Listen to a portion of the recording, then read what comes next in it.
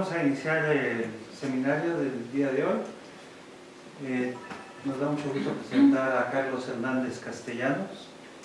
Él es graduado de nuestro programa de maestría y de doctorado. Hizo su doctorado bajo la dirección del profesor Schutze. Y después de graduado con nosotros, hizo una estancia de investigación en la Universidad de Oxford. Él es actualmente investigador del Instituto de Matemáticas Aplicadas y Sistemas de la Universidad Nacional Autónoma de México. Y bueno, nos va a presentar la conferencia que ven ahora, Aprendizaje para el Proceso Evolutivo Multiobjetivo. Gracias, Carlos. Muchas gracias. Pues bueno, un gusto estar por acá. Creo que la última vez que estuve justamente en este auditorio, nada más que desde abajo, fue cuando estuve defendiendo la tesis doctoral. Nunca nos habían dejado subir hasta acá arriba, ¿no? Entonces, vamos avanzando al parecer. Entonces es un gusto estar por acá. Justamente les voy a hablar de este tema de investigación. Es un tema que me gusta bastante últimamente. Y en particular, pues bueno, les voy a platicar un poquito brevemente de trayectoria profesional, algunas cosas como en ese inter, ¿no? Después de que salí de la maestría hasta la fecha, y después vamos a entrar por ahí en el tema, aquí de aprendizaje por refuerzo multiobjetivo, qué queremos decir por eso, cuál es su solución, algunos algoritmos y una aplicación de coches autónomos, que fue justamente lo que trabajé cuando estaba de postdoc en Oxford, ¿no? Y que justamente fue, ya les platicaré, pero fue lo que me abrió justamente a llegar a esta línea de investigación. Entonces, de trayectoria profesional, como ya lo mencionó el doctor Morales, pues yo estuve por acá de 2013 a 2017 entre la maestría y el doctorado. De ahí me fui de postdoc a Oxford y pues desde el 2021 estoy por acá en el IMAS. Ahora me tocó irme, pues empezar acá completamente en el norte de la ciudad, a irme yendo completamente hacia el sur. Y en particular, pues lo que les puedo platicar es, soy ahorita investigador asociado de tiempo completo C, nivel 1 del SNI, y pues ahorita, como aquí dice, autoproclamado líder de un grupo de investigación que le llamamos Óptimo, de optimización con múltiples objetivos. Y en particular estas de acá son las áreas de investigación, ¿no? Entonces en general sigo con la línea de optimización, ¿no? Y les voy a decir también por qué es como algo que me gusta bastante. Y una historia para aquí, para el Simvestab, muy propia, es cuando yo ingresé al Simvestab, y eso estamos hablando del 2011, había montones y montones de materias, ¿no? Y ustedes las pueden ver en la página de los cursos, ¿no? Y era bastante interesante ver entre los cursos de lógica matemática, los cursos de algoritmos, los cursos de matemáticas discretas, o sea, ni siquiera sabía exactamente cuáles 4 cursos agarrar, ¿no? Porque era complicado tomar solamente 4 cursos entre todos. Pero había una cosa que sí sabía, y esa cosa que sí sabía es que por ninguna circunstancia iba a tomar unos cursos de un doctor alemán por ahí que daba unos cursos de métodos numéricos y optimización en ingeniería, que aparte tenían un montón de asteriscos en rojo en donde decía es recomendable saber no sé qué tantas cosas. La broma y el chiste se cuenta solo, porque pues a eso es a lo que me dedico hoy en día, ¿no?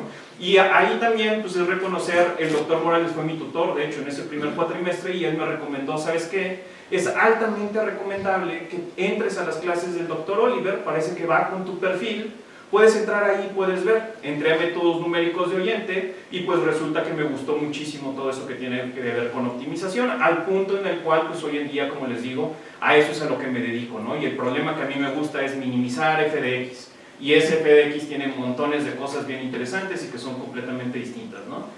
Entonces, eso de ahí es como esa parte curiosa pues, de mi perfil, que yo venía con otra cosa, con otra idea completamente diferente, y pues, a abrirse a la mente, abrir a saber qué es lo que íbamos a hacer por acá, pues salió bastante bien en mi opinión. La otra cosa que les quiero contar brevemente de carrera profesional, y que sí es como algo muy distintivo en mi caso, y que creo yo que vale la pena compartirlo, es esta parte de vinculación. O sea, la parte de investigación aquí se tiene y se cubre de forma perfecta, ¿no? O sea, es decir, hacer investigación, a publicar en conferencias, publicar artículos de revista, y eso es excelente. Pero resulta también que cuando yo estaba aquí entre la maestría, el doctorado, cuando estaba en la maestría, cuando fue la bienvenida, que fue en el Arturo Rosenbluth, había una plática ahí de un doctor que se llama Marcelino Cerejido. Y lo que él decía en ese momento es, ¿saben qué? Lo que pasa es que hay muchos investigadores en México, y eso es muy bueno, y un investigador es alguien que empuja la frontera del conocimiento, pero él decía, de acuerdo a sus propias definiciones, que en México lo que necesitaba era científicos. Y decía que la diferencia, de acuerdo a él, estaba en que el científico no solamente empujaba ese límite del conocimiento, sino que también aplicaba ese conocimiento para beneficio de la sociedad.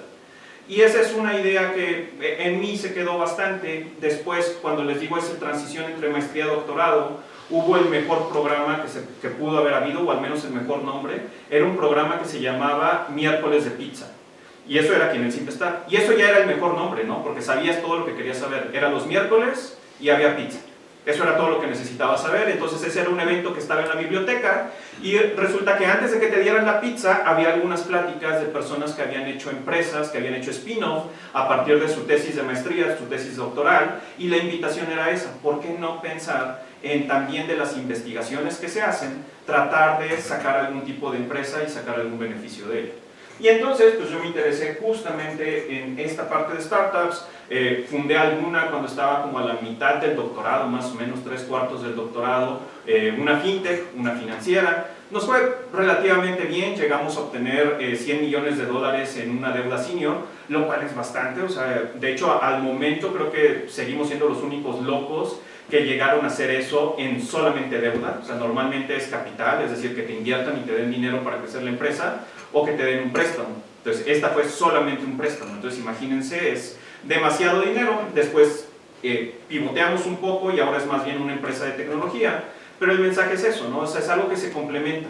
Tenemos una ventaja injusta, y esa ventaja injusta es lo que sabemos de ciencia, lo que sabemos de tecnología, y cada uno de los temas que se trabajan por acá son de frontera.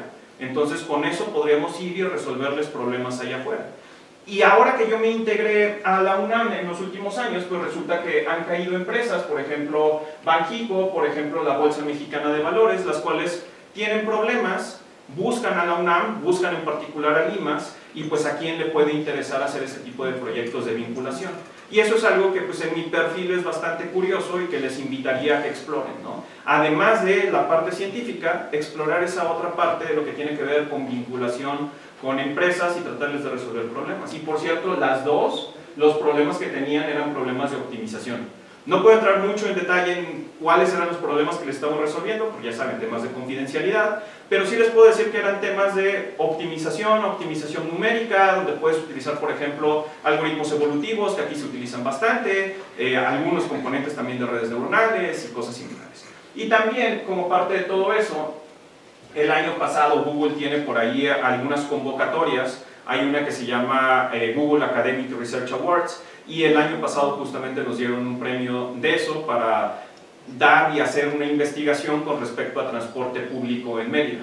En Mérida, pues el calor es bastante feo. Si han ido a Mérida, pues, probablemente lo conocen, y la idea es cómo optimizar o cómo combinar la parte de sustentabilidad, la parte de participación ciudadana y transporte público, pues para optimizarlo de alguna forma, ¿no? Y casi siempre es la palabra. Todo el mundo, al menos en la parte coloquial, busca optimizar, ¿no? O sea, siempre quieres gastar menos, siempre quieres ganar más. Entonces ese problema de optimización yo lo he visto en muchos lugares. Por algo me dedico a eso, ¿no? Entonces dicen que cuando tienes un martillo todo parece clavo. Entonces para mí el problema es un problema de optimización, y todo lo llevo justamente a ese problema de optimización, que al final de cuentas es minimizar f de x. Entonces, ya para concluir esta primera parte, pues acá es en donde vivo hoy en día, acá es en donde paso la mayor parte del tiempo. Este de aquí es el IMAS en la UNAM.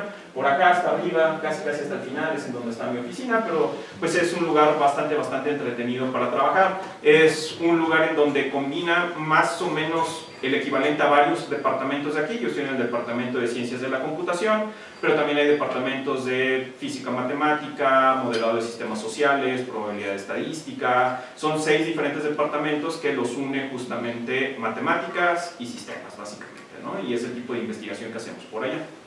De todo esto, entonces, ahora sí vamos a entrar un poquito más en tema, y vamos a entrar en la parte de investigación, que es lo que más me gusta, y el problema es este, ¿no? Y es un problema en extremo general y bien común. Imagínense que ustedes tienen algún agente, y puede ser un agente artificial, puede ser un robotcito, o puede ser del otro lado, pueden pensarse ustedes mismos como un agente, y resulta que tenemos diferentes expertos, y esos expertos les dicen cosas diferentes. Si ustedes están, por ejemplo, en su tesis, es algo bien común, ¿no? Ustedes están haciendo la tesis y resulta que tienen al revisor 1 y tienen al revisor 2, o tienen a su tutor o tutora y les dicen información diferente, ¿no? Entonces el tutor 1 te dice amplía la sección y el otro te dice reduce la sección. Y entonces, ¿a quién de los dos le vas a hacer caso? ¿No? Están en conflicto claramente los dos, pero ustedes son solamente una persona o son solamente un agente que tiene que actuar en ese mundo. Y lo mismo va a suceder, por ejemplo, cuando, si están en el periodo de materias, tienen 4 materias, ¿no? Ustedes son el agente otra vez. El experto 1 les deja una tarea, el experto 2 les deja otra tarea, el 3 y el 4 también les dejan otra tarea.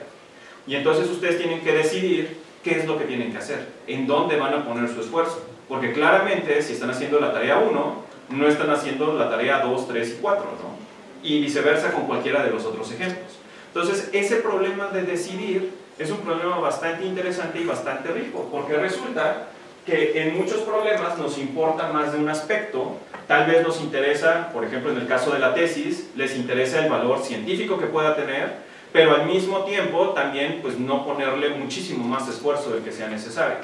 Y tal vez también pasar tiempo de calidad con sus familias, o tal vez, así como se los dije, es no solamente el contenido científico, sino también es el contenido de vinculación que pueda tener, ¿no? Y hacer una empresa a partir de ello. Pero, pues típicamente van a estar en conflicto y los agentes entonces deben de aprender dichos aspectos y decidir cuál es la decisión que deben de tomar. Y este es el problema al que vamos a llegar, ¿no? O sea, la vida es acerca de tomar decisiones y en todos lados estamos justamente tratando de hacer eso. ¿Cuál es la mejor decisión dado en donde nosotros nos encontramos? Entonces, pues eso nos va a llevar a aprendizaje por refuerzo multiobjetivo, que es el área que hoy en día pues, les vengo a presentar y que sobre todo es la que más estoy trabajando. Formalmente, pues es algo como esto. Nosotros tenemos de este lado algún ambiente, ese ambiente nos manda alguna observación, por acá está el agente, y esa observación es lo que nosotros podemos percibir. Ustedes, dado que están aquí, lo que están percibiendo es lo que les da sus sentidos, ¿no? Lo que ustedes están escuchando, lo que ustedes están viendo más o menos hasta acá, lo que ustedes están sintiendo. Entonces, esa es la observación que les está mandando el mundo. Y a partir de eso, ustedes como agentes deciden qué acción tomar. Que una acción puede ser bostezar, puede ser sacar el celular, puede ser poner atención, ¿no?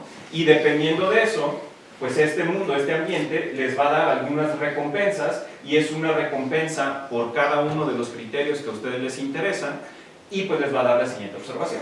Entonces, formalmente el problema se ve algo como esto. El problema le llamamos un proceso de decisión de Markov y que va a estar dado por esta tupla de acá, donde tenemos un conjunto de estados, son todas las posibles configuraciones en donde pudiese estar el mundo. Después tenemos el espacio de acciones, que sería qué es lo que podemos hacer sobre ese mundo, y una función de transición que va de estados, acciones, siguientes estados, a probabilidades, es decir, cuál es la probabilidad de que yo estoy en un estado, hago una cierta acción y que yo voy a estar en un siguiente estado. Por ejemplo, ¿cuál es la probabilidad de que ustedes están hoy en día en el estado, estoy estudiando la maestría o estoy estudiando el doctorado, tomo la acción, hacer mi investigación, ¿no? Muy burdamente, y el estado siguiente puede ser el estado en el que obtengo el grado de maestría o de doctorado? ¿Cuál es la probabilidad de que eso suceda?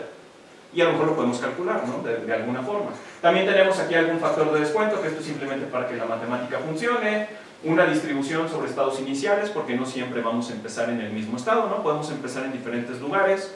Hay algunos juegos, por ejemplo, ajedrez, damas inglesas y cosas similares, siempre empezamos con la misma configuración, ¿no? Cada configuración del tablero es equivalente a un estado y cada movimiento válido sería el equivalente a una acción. Y del otro lado, la parte que lo hace diferente e interesante con respecto a otros tipos de aprendizaje es esta señal de recompensa. Tenemos aquí algo que va de estados, acciones, siguientes estados, a algo que está en RK. Entonces, normalmente, si ustedes agarran un libro de texto de aprendizaje por refuerzo, van a ver todo esto casi igualito, nada más le vamos a quitar una K aquí, ¿no? Entonces, vamos a tener una única señal de recompensa. Aquí lo vamos a hacer más entretenido porque lo que vamos a hacer es tener múltiples señales y como les decía al principio, pues en el mundo tenemos múltiples señales de recompensa todo el tiempo y que muchas veces van a estar en conflicto, por lo cual hace sentido hacer esa parte más amplia y considerar pues todas estas señales de recompensa de forma individual. Entonces, ahí es en donde nos vamos a estar divirtiendo y nuestro objetivo o otra definición interesante es esta de acá de una política. Que una política es un mapeo, una función que va a ir de estados, acciones a probabilidades. Y este de aquí es lo que vamos a estar buscando, o sea, lo que vamos a estar obsesionados va a ser cuál es la política, algunas otras personas le van a llamar la estrategia. ¿Cuál es la política que debo yo de tener para ese juego en particular o para ese escenario? Entonces, esto de aquí lo que nos estaría diciendo es, si nosotros encontráramos la política, y ahorita vamos a definir qué queremos decir por política óptima, pero si nosotros tuviéramos una política, lo único que tenemos que hacer es seguirla. Imagínense que es un libro, y en ese libro están para todos los estados qué es lo que yo debo de realizar. Tipo cuarto chino, ¿no? Si están familiarizados con el concepto. Entonces, lo único que tengo que hacer si estoy jugando ajedrez es, veo el tablero, busco en mi libro cuál es la configuración del tablero, y ahí me va a decir cuál es la acción que yo debería de tomar, y simplemente hago esa acción. Entonces, el juego está en encontrar estas políticas. Vamos a tratar de definirlas. Va a haber 2 o 3 definiciones y no mucho más después de eso, donde vamos a tener de este lado nuestra función de recompensa y vamos a definir por aquí algo que le llamamos el retorno. El retorno no es otra cosa más que esta cosita por acá, que es una recompensa descontada. Es decir, aquí estamos sumando todas las recompensas desde el tiempo 0 hasta el tiempo infinito, y a esto le llamamos GDT. Lo cual tiene sentido, ¿no? Lo único que estamos haciendo aquí es, a lo largo del tiempo, estamos sumando todas las recompensas que me están llegando. Nada más. Imagínense, están jugando un juego de Atari, tienen ahí las recompensas, que es el score que les dice el juego, y lo único que está haciendo eso es sumándoles recompensas. Nada más. Y eso de ahí lo estamos descontando por este gamma, y como les decía previamente, ese gamma de ahí solamente sirve con propósitos matemáticos, porque si este gamma es menor a 1, si está entre 0 y 1, pues esta sumatoria de aquí va a estar acotada, ¿no? Va a tener por ahí algún límite, lo vamos a poder alcanzar, y con eso también pues hace simplemente de que esta sumatoria no se nos vaya a infinito en todos los escenarios, ¿no? Entonces es nada más por eso. Y con eso podemos definir esta función de valor que le llamamos, que no es otra cosa más que el valor esperado que vamos a tener desde el tiempo 0 hasta infinito de la sumatoria de recompensas descontadas dada la política, o sea, dada una política que nos digan, dado el estado en el cual nosotros vamos a estar. Y con estas definiciones entonces vamos a poder empezar a jugar con ellas, porque con esto nosotros podemos empezar a evaluar qué tan bueno o qué tan mala es una estrategia. Y en particular lo vamos a hacer con esto. Si han tomado cursos de multiobjetivo, por ejemplo, de optimización, estas definiciones van a ser más o menos conocidas. Si nunca lo han tomado un curso de multiobjetivo, no se preocupen, es más o menos intuitivo en mi opinión. Y lo que nos dice por acá esto es, vamos a tratar de caracterizar la solución a este tipo de problemas.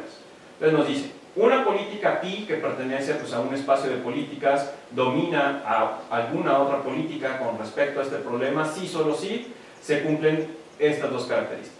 Y una es que en todos los componentes de esta función de valor sean mayores o iguales a cuando lo estás haciendo con la otra política, y esto es para todos los objetivos, y al menos en una es estrictamente mayor. Eso es lo que nos está diciendo.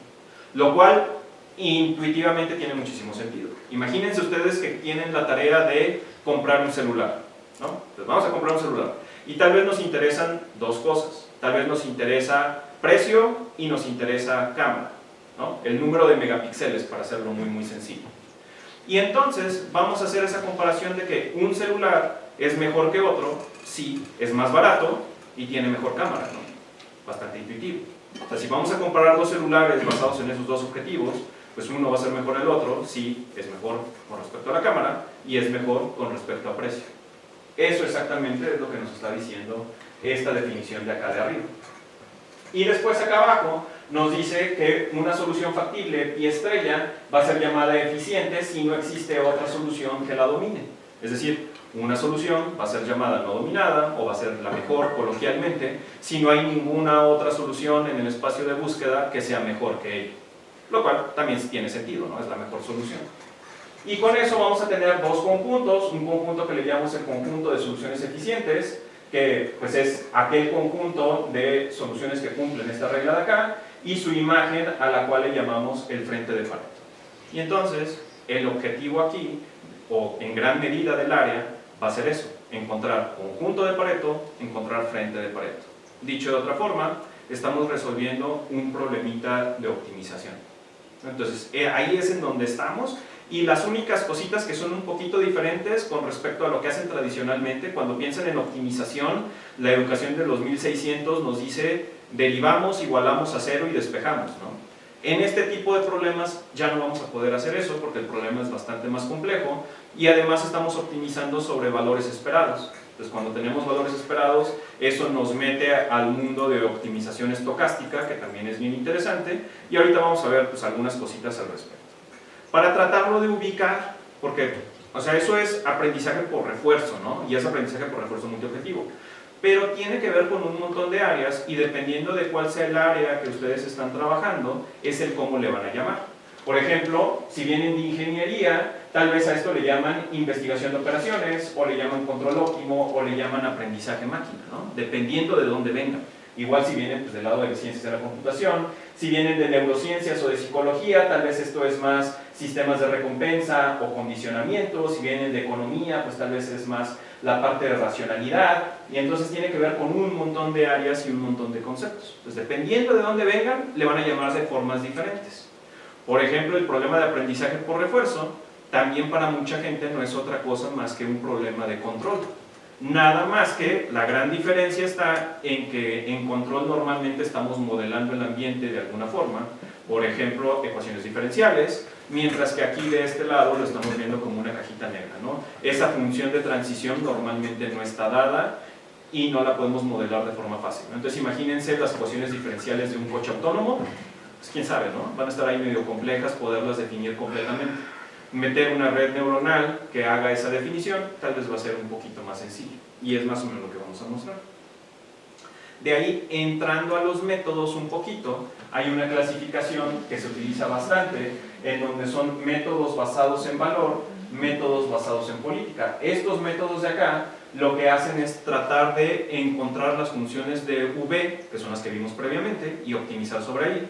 Y hay otros métodos que más bien lo que se encargan es de optimizar directamente la política, esa pi que ven por ahí. Y hoy en día, dependiendo del área de la que estén trabajando, si están familiarizados, por ejemplo, con ChatGPT, ¿no? Que la gran mayoría de las personas hoy en día están familiarizados, pues ChatGPT fue entrenado con aprendizaje por refuerzo de feedback humano. Y eso se puede ver como un caso particular de esto que les estoy mostrando. O sea, en realidad tienes múltiples expertos, tienes múltiples personas que te están dando ordenamientos, pero lo que estás tratando de encontrar al final de cuentas es esa política óptima dado el conjunto de personas que estás entrenando. Y todavía más, el algoritmo en particular que utilizan para entrenar, o que utilizaba ChatGPT para entrenar, pues era un algoritmo basado en política y muy en particular era uno que se llama PPO. Entonces todo esto pues, entra dentro de este marco de trabajo, nada más que ahora lo estamos extendiendo a múltiples objetivos. Y una diapositiva que me gusta mucho, que fue una que la verdad me abrió la mente demasiado cuando yo estaba justamente haciendo el postdoc, porque igual lo combino con un poquito de la experiencia. Yo hacía optimización, ¿no? Y yo hacía optimización multiobjetivo, tanto en maestría como en doctorado. Pero parte del sello había dos cosas. Una es que yo estaba interesado en incertidumbre, la otra, que es la más relevante, es que yo resolvía problemas de control.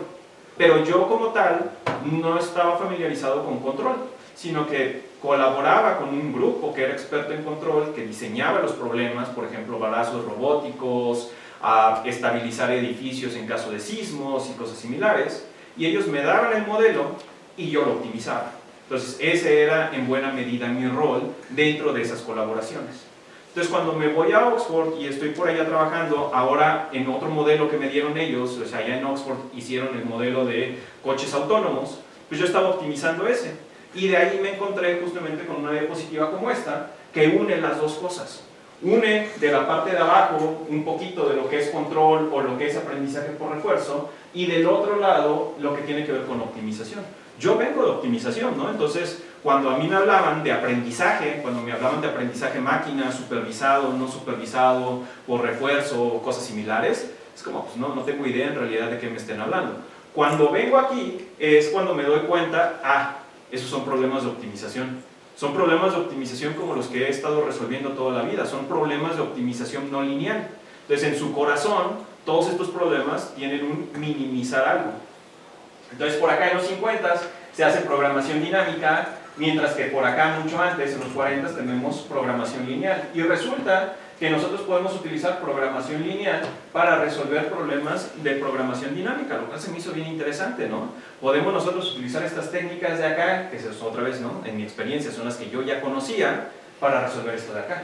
Y después resulta, no con los métodos basados en valor, pero con estos métodos de optimización de política, y aquí es en donde vienen como muchos métodos, como uno que se llama Reinforce, cosas similares que no tienen ustedes que saber, pero después cuando viene todo lo de aprendizaje profundo, cuando le enseñan a redes neuronales profundas en aprendizaje por refuerzo a jugar Atari, y posteriormente cuando le enseñan coches autónomos y cosas similares, cuando me meto a ver los métodos, resulta que no son otra cosa más que métodos de acá arriba, métodos de optimización convexa. Entonces son métodos básicamente gradiente descendente, o son métodos de Trust Region, de regiones de confianza y variantes. PPO, por ejemplo, es un método de región de confianza, que si alguno de ustedes tomó los cursos de optimización de Oliver, ahí lo vieron. Y hacer la traducción del método de PPO a un método de región de confianza o hacia el otro lado es inmediato. Entonces cuando ustedes ven esa nomenclatura pueden hacer ese cambio. Y resulta que si tienen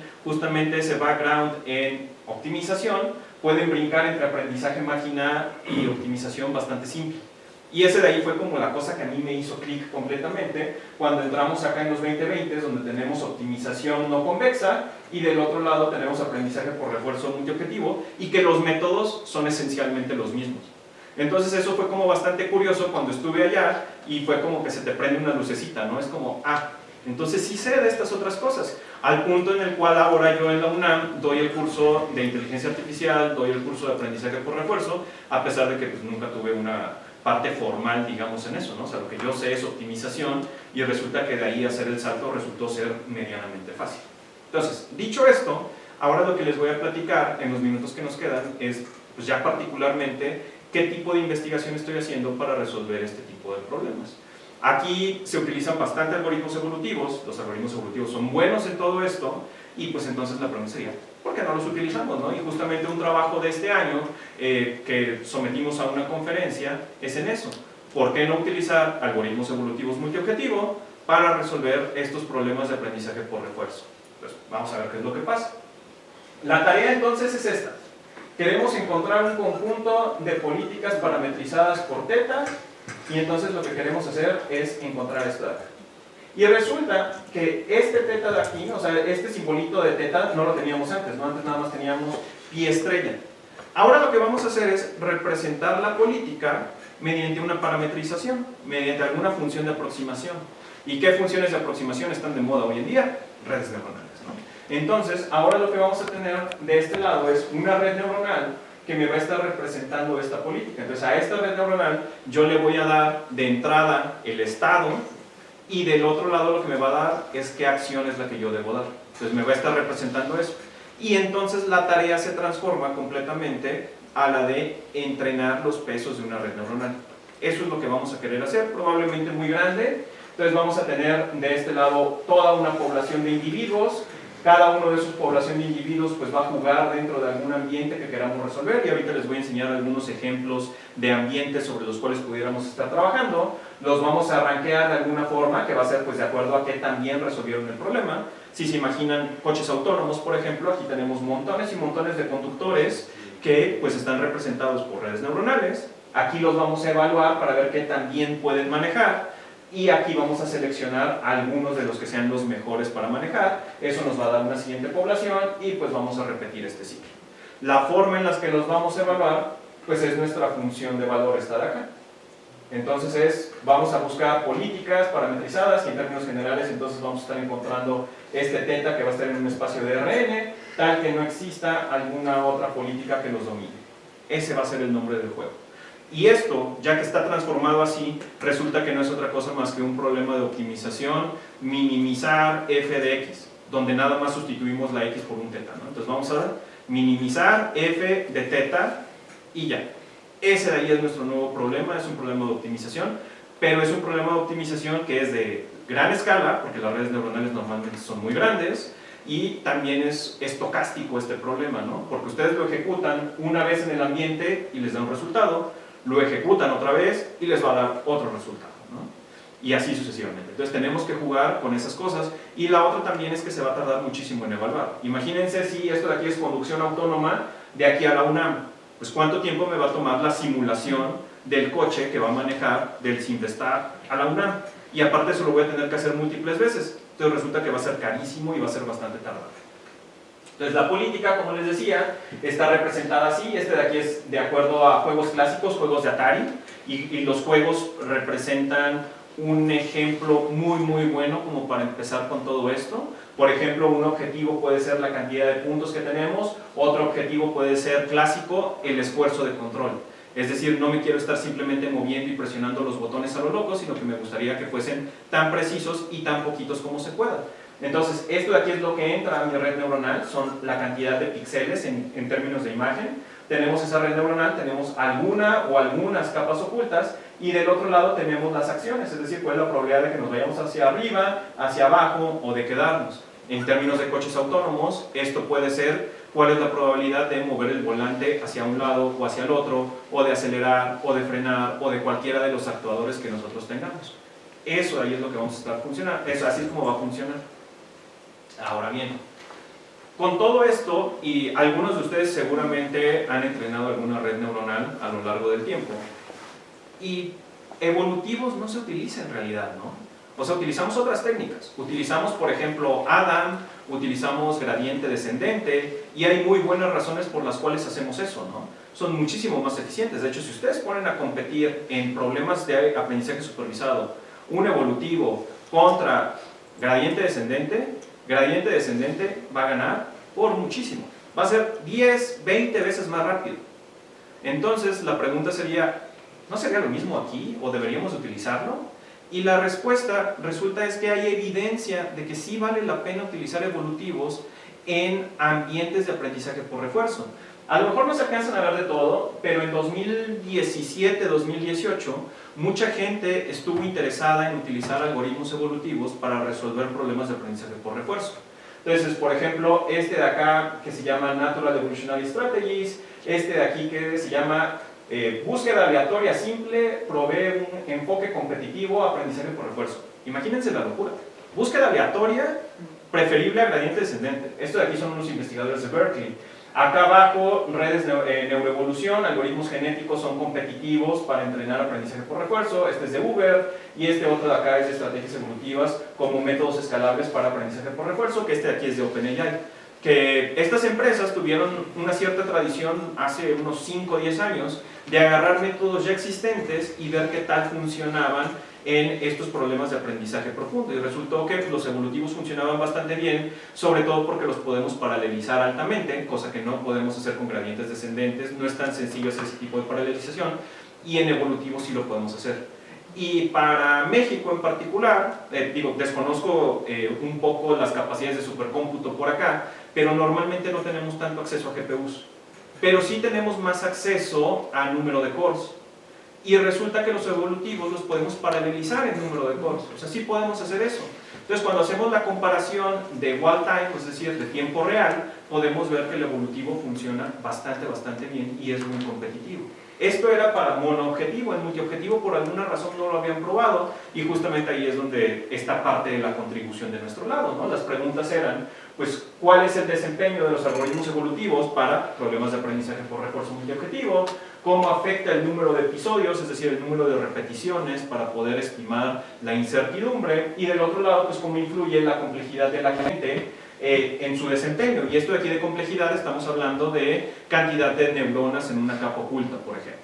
Entonces, el setup experimental es algo así. Los problemas lucen de esta forma, se llaman problemas de Nuyoko, entonces son como unos problemas robóticos en donde muchos de ellos le tratamos de enseñar a caminar o a correr o a saltar. Son problemas hasta cierto punto de control. Y a partir de esto podemos nosotros evaluarlos. Evaluamos algunos algoritmos monoobjetivo, algunos multiobjetivo. Tienen 2 o 3 objetivos, 50 de población, número de generaciones de 25 o 50, que es un número relativamente pequeño, pero otra vez son problemas carísimos. O sea, es muy caro poder hacer este tipo de experimentos. Y la política está representada como una red neuronal tradicional, es un feed-forward de red, con una entrada de 4, una salida de 4, y nada más en medio probamos 2 diferentes configuraciones, una con 4 neuronas ocultas o con 10, y número de episodios, que es el número de veces que repites para tratar de ver qué es lo que hacen estos controladores o estos agentes, de 1, de 5, de 10, y lo medimos todo con un indicador que se llama hipervolumen, ¿no? Entonces es un ejemplo, la verdad, bastante sencillo. De hecho, este de aquí yo se los suelo dejar a estudiantes de mi curso, entonces es tal cual para que hagan esto. Entonces el equivalente como a una tarea, nada más que pues es bastante interesante porque te deja como aprender los diferentes componentes, ¿no? Una red neuronal que es política y después los diferentes algoritmos para poder tratar de estudiar su comportamiento, ¿no? Y pues algunos resultados por acá podemos ver, los problemas que les enseñaba tienen dos objetivos. Entonces tienen la recompensa por caminar hacia adelante y una recompensa por el costo de control. Entonces eso es lo mismo en los dos escenarios. Y esos están en conflicto, ¿no? ¿Por qué? Porque entre más te quieras mover hacia adelante, más uso del control vas a necesitar, ¿no? Claramente, ¿no? Vas a seguirte moviendo, vas a necesitar más control. ¿Quieres minimizar la cantidad de control? Pues entonces seguramente no te vas a mover nada. Eso de ahí es lo que nos están midiendo y aquí podemos ver más o menos cómo se ven los frentes. Si tomaron clase de evolutivos van a ver que estos frentes se ven bastante feos, ¿no? No se ven como alguna estructura bien definida, pero eso es parte de lo bonito, ¿no?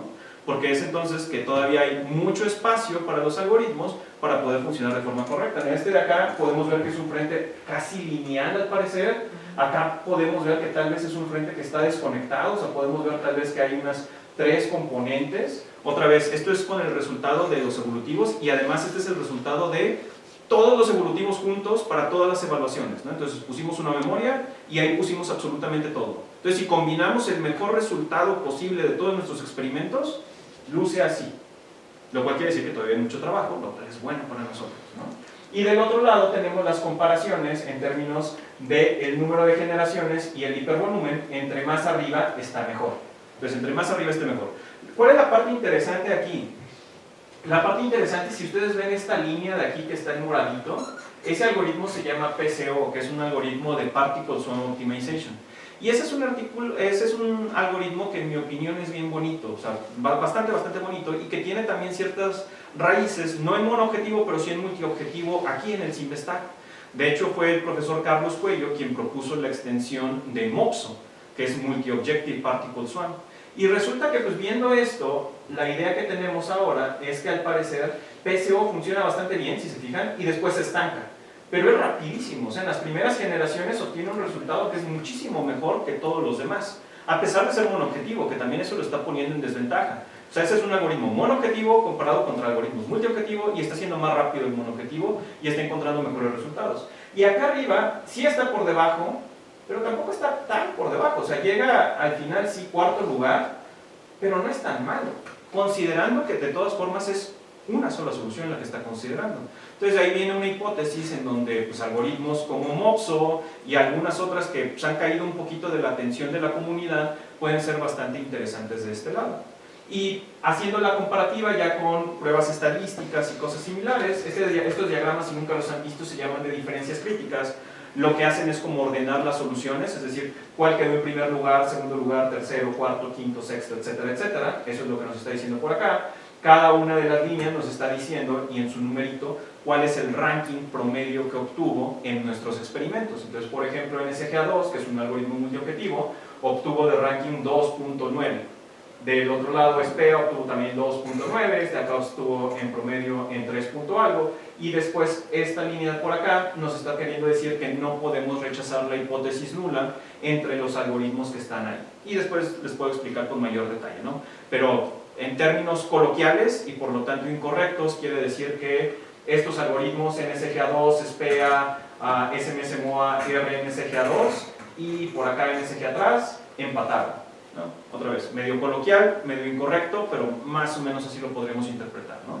Entonces todos esos algoritmos empatan y también bien interesante, no hay un algoritmo que gane al parecer en todo.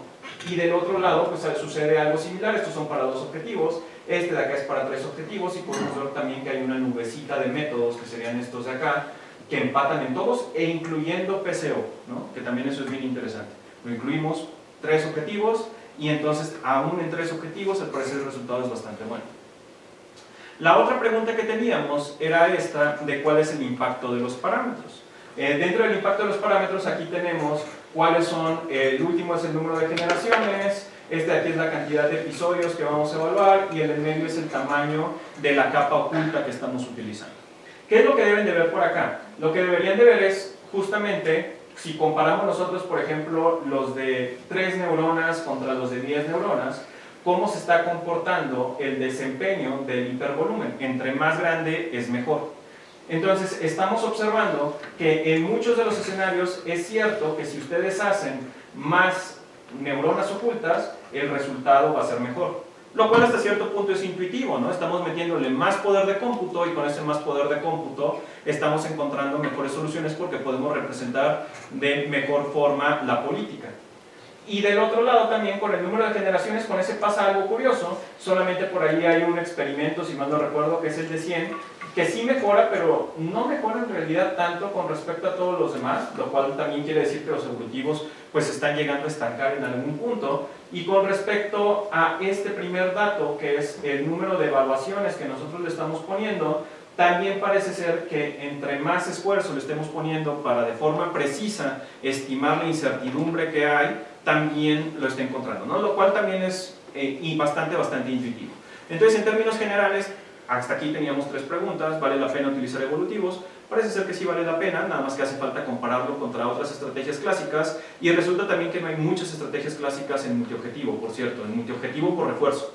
Es un área relativamente nueva, entonces inclusive gradiente descendente todavía no está como tal bien definido o bien explotado, que también es algo en lo que estamos trabajando para después poder hacer este tipo de comparaciones. Algo que sí se puede hacer es ejemplos como suma ponderada. Agarras las múltiples señales de recompensa, haces una suma ponderada de ellas y optimizas diferentes sumas ponderadas, y eso quiere decir optimizar todo, pues el número de sumas ponderadas que vayas a tener, lo cual no es del todo bueno. Pero en términos generales, pues con eso contestamos algunas de las preguntas de que parece ser que sí es suficientemente interesante seguir esta línea. Y de forma anacrónica, en los minutitos que nos quedan, les quiero platicar de esta aplicación que es de coches autónomos. Entonces, en coches autónomos tenemos una pista, tenemos un cochecito. Y la idea es que nosotros vamos a tratar de codificar el movimiento del volante, y ese movimiento del volante en términos de ángulo lo vamos a traducir después pues en nuestro ambiente y nuestra recompensa, ¿no? En esa función de valor que nos va a estar diciendo pues qué tan bien o qué tan mal hizo su desempeño. Entonces, la formulación completa es algo como esto. Los objetivos del problema son la distancia al centro del carril, que eso nos está representando seguridad. Entre más cerca del centro del carril estés, o entre más cerca estés de la trazada ideal, si son fans de Fórmula 1, mejor va a ser, ¿no? O sea, menos riesgoso. Y del otro lado es la distancia recorrida en la pista, o dicho de otra forma, cuánto tiempo te tardas tú en dar una vuelta. Entonces, el problema que estábamos nosotros viendo aquí, imagínense que son Fórmula 1, que están en clasificación, y entonces en clasificación lo que ustedes quieren es dar una vuelta lo más rápido posible que se pueda a la pista, pero al mismo tiempo te gustaría que fuese lo más seguro posible, porque si te pegas demasiado hacia el límite de la pista, pues probablemente te vas a terminar saliendo, ¿no? Dada la incertidumbre que hay en los sensores, en el ojo humano, en la reacción que puedas tener. Entonces, esa de ahí es la idea, y este de aquí es el cochecito básicamente que estamos utilizando, y la parte de sus sensores, que tiene algunos sensores de en dónde está ubicado con respecto al centro del carril, que eso está por acá, en dónde está, cuántos grados tiene la llanta con respecto al eje, cuál es la velocidad angular que tiene, tanto en su componente en X como en su componente en Y, algún otro ángulo que tiene por ahí. Entonces, esos componentes que les acabo de mencionar son nuestro estado, y nuestra acción entonces es hacia dónde movemos el volante. Entonces, nuestro enfoque fue algo como esto. Teníamos 2 fases, una fase de fuera de línea, una fase en línea. La fuera de línea fue resolver montones de problemas. Es como, te voy a dar un pedacito de pista, resuélvelo. Ahora te voy a dar otro pedacito de pista. Entonces, imagínate que tú estás en este momento de la pista, tienes la llanta con tantos grados hacia tal lado, tienes tal velocidad angular, tienes tal de tal cosa. ¿Qué es lo que harías en los próximos 4 o 5 movimientos? Y resolver un montón de esos, hacer una base de datos, y después de tener esa base de datos funciona como esto el modelo. Tenemos de este lado el modelo del coche. El coche nos da nuestro estado, que puede tener incertidumbre, puede tener algo de ruido, y el optimizador va y pregunta a la base de datos: oye, me están preguntando por estas características del ambiente, por este estado, ¿qué es lo más cercano que tienes? Y entonces va a la base de datos, recupera lo más cercano, y eso más cercano se lo regresa, y aquí lo trata de optimizar un poco, que sería utilizar pues, un método de búsqueda tradicional como gradiente descendente, por ejemplo, ¿no? Pero ya tienes un punto de inicio y a partir de eso lo mejoras, y de ahí le das la solución al modelo para que lo pueda utilizar.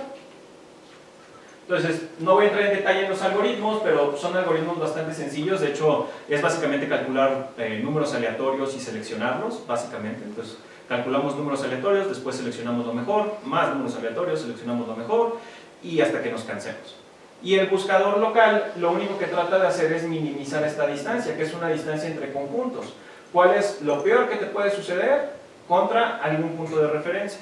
Es decir, ¿cuánto es lo que a mí me gustaría? Y para este ejemplo de coches autónomos es bastante sencillo saber cuánto, ¿no? Si yo estoy siguiendo una pista, lo mejor que me podría pasar es que siga la trazada ideal. Por lo tanto, la distancia entre donde está el coche y la trazada ideal es 0.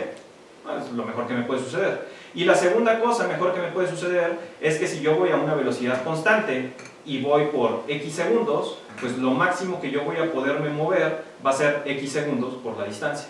Entonces esa es mi referencia, ese es mi punto ideal, y lo que estoy tratando de hacer aquí es minimizar la distancia entre lo que está haciendo el coche y ese ideal que me está dando. Entonces con eso nosotros resolvimos unos 200.000 problemas que resultan de discretizar justamente los diferentes estados, y lo hicimos en 6 pistas que están inspiradas en el mundo real, algunas de ellas de Fórmula 1, y el problema o el experimento se ve algo como esto. Acá arriba está la pista y aquí está lo que está recorriendo. Del otro lado se puede ver como un zoom de qué es lo que está haciendo el cochecito y cómo lo está resolviendo, y acá lo pueden ver ya invariante el problema que está tratando de resolver. De este lado es la señal de control, que es básicamente cómo está moviendo el volante hacia un lado y cómo lo está moviendo hacia el otro, y por acá están las recompensas en donde estamos viendo pues cuál es la distancia al centro del carril y lo que nos está tomando a nosotros llegar por ahí. Entonces ahí vamos viendo cómo va siguiendo y siguiendo la pista, ¿no? Como para poder tener la animación, y esto es como que si ustedes estuvieran en un paddock de Fórmula 1 y ustedes están siguiendo ahí y están viendo básicamente la telemetría, ¿no? Dónde los están metiendo. Aquí tenemos velocidad constante, por lo tanto no hay frenadas. Eso de ahí también sería como trabajo futuro bastante interesante, poder meter aceleración, poder meter freno, como para poderlo meter dentro de todo esto. Pero entonces ahí podemos ver, pues al final ya casi llega en el número de iteraciones, y pues ahí termina básicamente nuestro experimento. Y pues esto lo comparamos con muchos otros métodos. Aquí tenemos un zoom in, o sea, dentro de todo lo que estamos viendo por acá de nuestra pista, aquí vemos un zoom in de los diferentes métodos y cómo pues algunos de ellos se terminan comiendo la pista o cómo terminan haciendo múltiples correcciones. El de nosotros casi no se alcanza a ver porque consigue básicamente seguir de muy buena forma la línea, lo cual también fue sorprendente. Estas de aquí son las señales de control, que sería básicamente cómo están moviendo el volante de un lado hacia el otro. Y en el moradito es en donde está nuestro enfoque, que al final, también de forma un tanto sorpresiva, utiliza menos control que los otros ambientes, aunque los otros no estaban diseñados para manejar incertidumbre como sí lo estábamos nosotros. Igual distancia al centro del carril, por acá estamos nosotros, o sea que tanto nos estamos separando en unidades de distancia contra algunos otros, y pues la distancia recorrida también que está haciendo por cada uno de los pasos. Y pues por acá los resultados, ¿no? En algunas pistas, la de prueba es la que les enseñé, algunas otras de Alastro, de Abu Dhabi, de Cataluña, de Melbourne o de México, y en términos generales el enfoque nuestro, que es este del híbrido, que obtiene pues bastantes buenos resultados. En el peor de los escenarios con respecto a tiempo de vuelta me parece que queda por ahí en segundo lugar en alguna de ellas, y abajo en la distancia del centro del carril también obtiene bastantes buenos resultados. Solamente en Melbourne me parece que queda en segundo lugar, y en todos los demás bastantes buenos resultados en términos generales. Entonces, para ya terminar básicamente, si a alguien de ustedes le interesa este tema, esta de aquí es la diapositiva a la que me deberían de pedir o le deberían de tomar foto, que es en dónde están estos ambientes. Hay mucho material de aprendizaje por refuerzo, está Stable Baseline, son algoritmos, Gymnasium, que son problemas en aprendizaje por refuerzo. También tenemos More Baselines desde el año pasado, entonces es algo completamente nuevo. Y también tenemos More Gymnasium, que serían problemas, y para los algoritmos evolutivos multiobjetivo pueden utilizar PyMo, por ejemplo, que es una buena alternativa como para poder conjuntar todos estos elementos. Y pues en términos generales, nuestros resultados preliminares, como les decía, pues los evolutivos parecen ser bastante efectivos para este tipo de problemas, que suele ser al menos algo bien interesante y que ofrecen pues algunas ventajas sobre métodos tradicionales. Tanto el número de episodios como el tamaño de la red afecta de MOEA, lo cual es bastante esperado. MOPSO es bastante prometedor, y de hecho ahorita tengo un estudiante de maestría que está haciendo justamente eso como tesis. Y pues resulta que también es un área bien entretenida, o sea, son problemas complicados, y a mí siempre me han gustado los problemas difíciles, y en particular pues son problemas de gran escala, son problemas dinámicos, son problemas que tienen incertidumbre, que son áreas que a la gente de optimización nos gustan bastante y que resulta que aquí se combinan todos ellos, lo cual también lo hace pues bastante bonito y pues existe un gran campo de acción para los métodos tanto numéricos como evolutivos.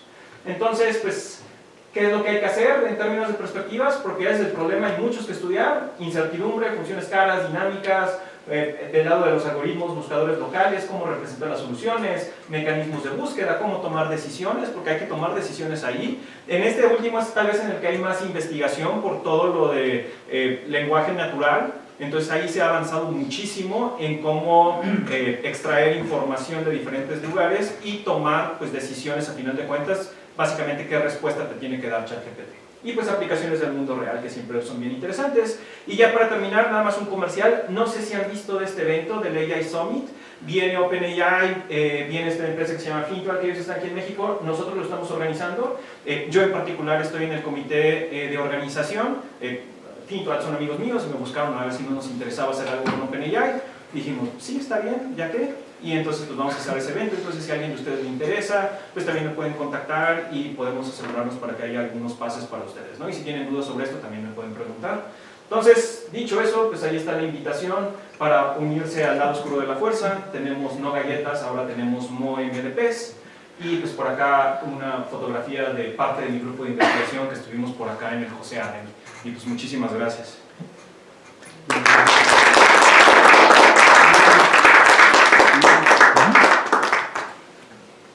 Bien, ¿hay preguntas, por favor?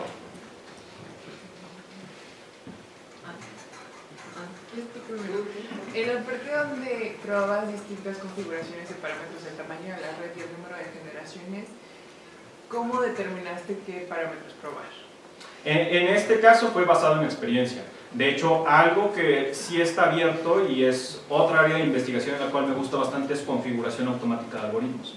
Nada más que ya es una locura, ¿no? Ahora no solamente estamos optimizando ese problema, sino que ahora estamos optimizando los hiperparámetros.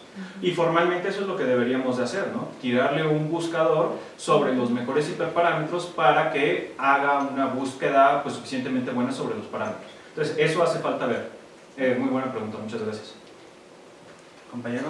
Cuando dices que se comparó el PCO, o sea, se usó una función de escalarización de los tres objetivos sí. Sobre el PCO. Exactamente, y la función fue 1 sobre K. Entonces fue 1 sobre K, un archivo externo que pueda almacenar todos los individuos no dominados y a partir de eso hacer la comparación en términos de hipervolumen.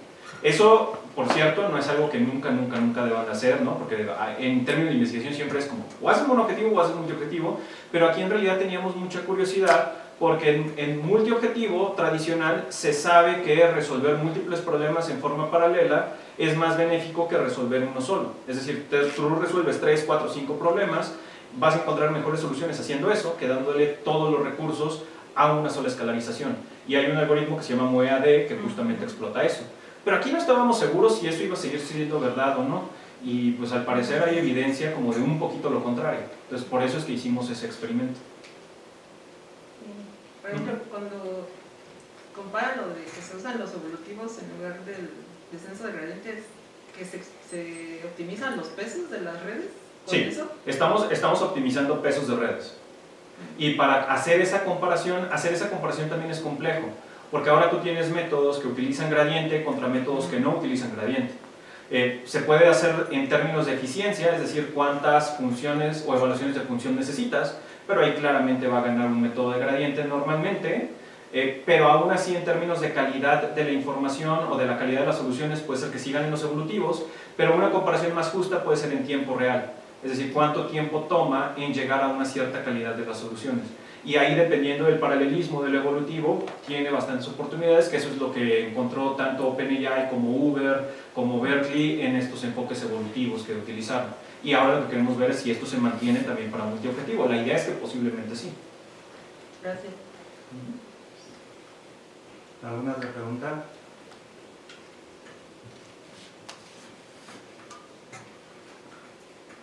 En la implementación de los algoritmos, ¿se utiliza el procesamiento en paralelo?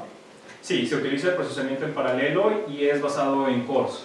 Entonces se pueden hacer cosas ahí como MPI, aunque en realidad estamos utilizando algunas otras cosas que ya vienen implementadas dentro de ello para los clústeres que tenemos en la UNAM.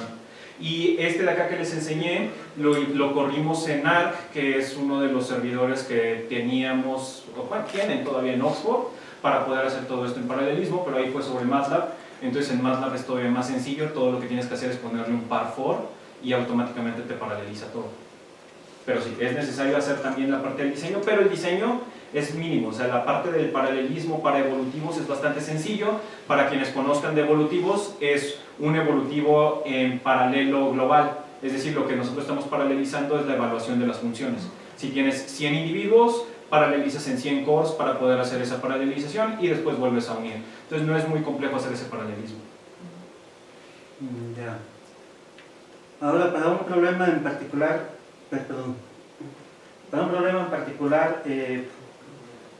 ya utiliza los métodos de búsqueda de políticas óptimas y teniendo la política la implementas. Exactamente. ¿Qué esperanza tienes de que esta política sea durable? Esa es muy buena pregunta.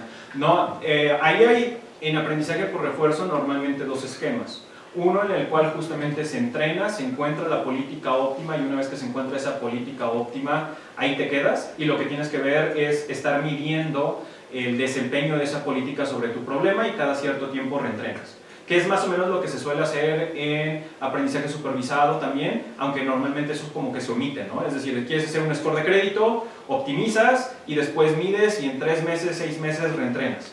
Aprendizaje por refuerzo tiene esta característica en donde podemos estar aprendiendo siempre.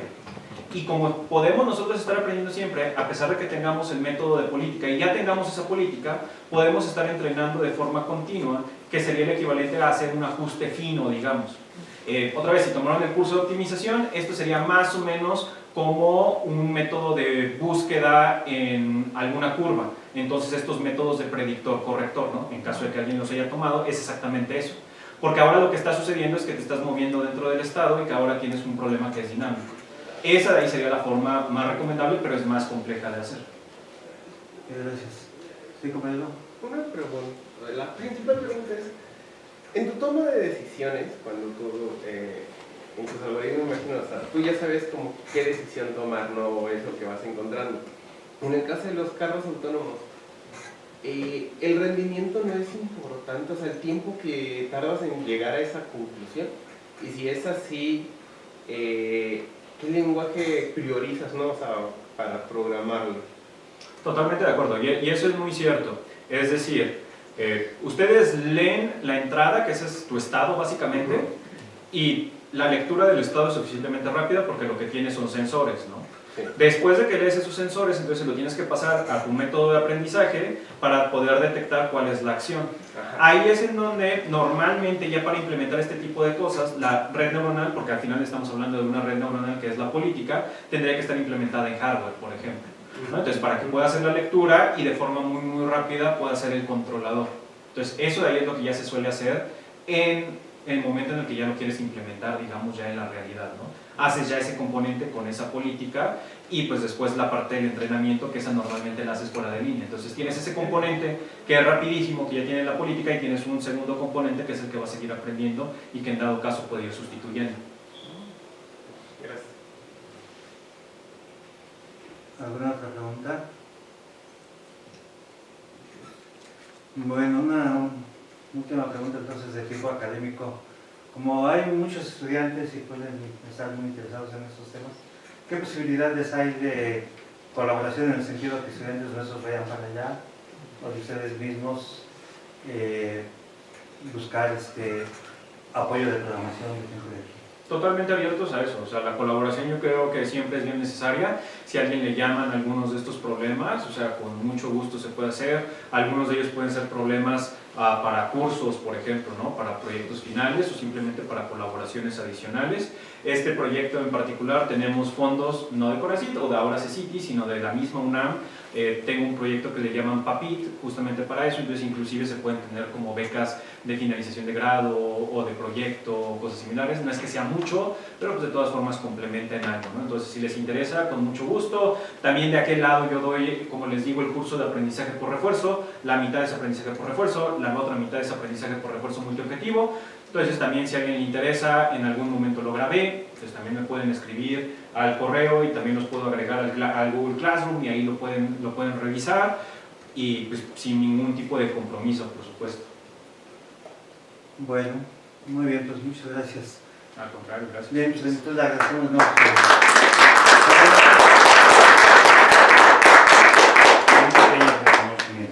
Muchísimas gracias. Gracias. Bueno, entonces estamos en contacto. Yo les avisaré el próximo semestre. Gracias. Gracias.